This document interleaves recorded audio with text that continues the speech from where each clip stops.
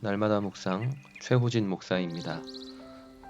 2021년 1월 12일 화요일 요한복음 5장 1절에서 18절 말씀 묵상을 함께합니다.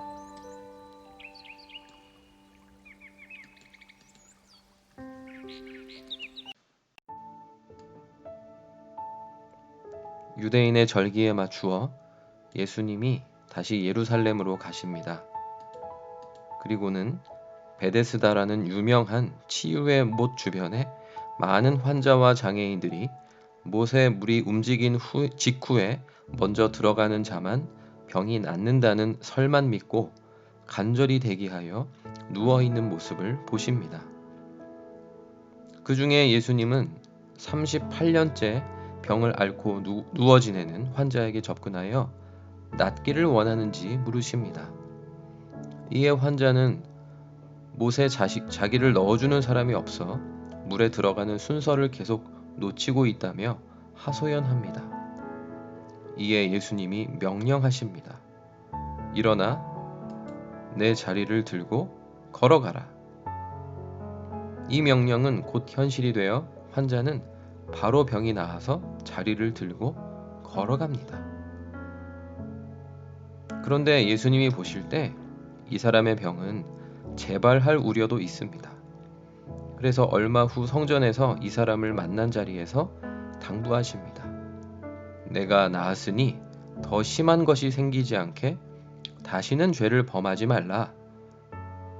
나은 몸을 잘 보존하며 이전보다 더 심한 병이 생기는 것을 예방하려면 범죄하지 않는 것이 중요하다 하십니다.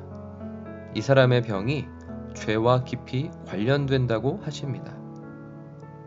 이 두 번째 만남으로 인해 이 사람은 그제서야 자기를 고쳐주신 분의 정체가 예수임을 알게 됩니다. 이 38년이나 된 환자가 나은 일을 놀라워하며 축하하기보다 안식일에 치료 행위가 이루어진 것, 그리고 깔고 있던 자리를 치우는 행위가 이루어진 것을 문제 삼는 유대인들 문제는 논외로 하더라도 안식일 율법으로부터 자유롭게 말 한마디로 치유하시고 또 병의 원인으로 죄 문제를 언급하신 예수님을 향한 관심이 증폭되는 상황입니다.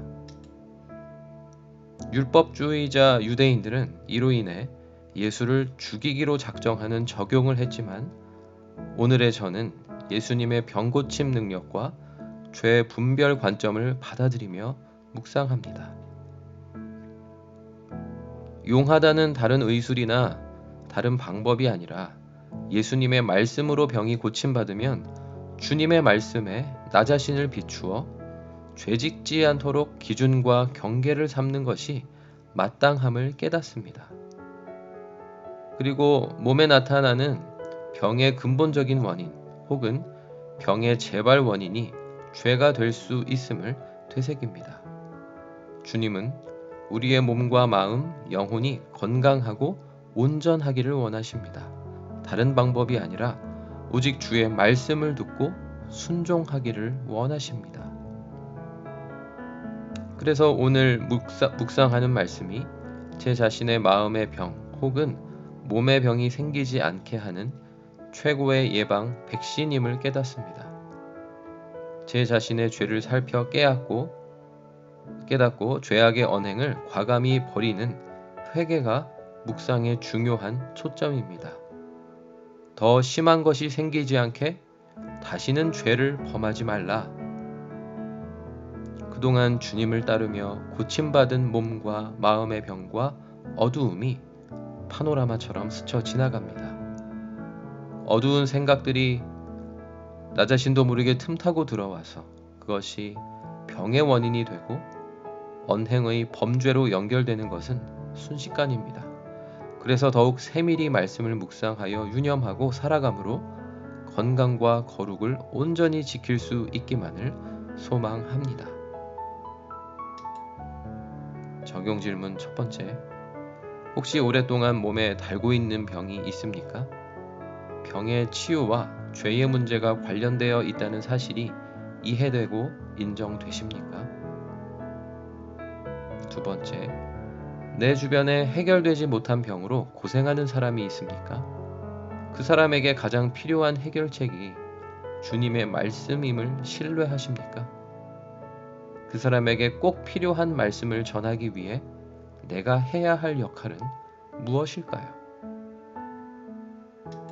기도하겠습니다.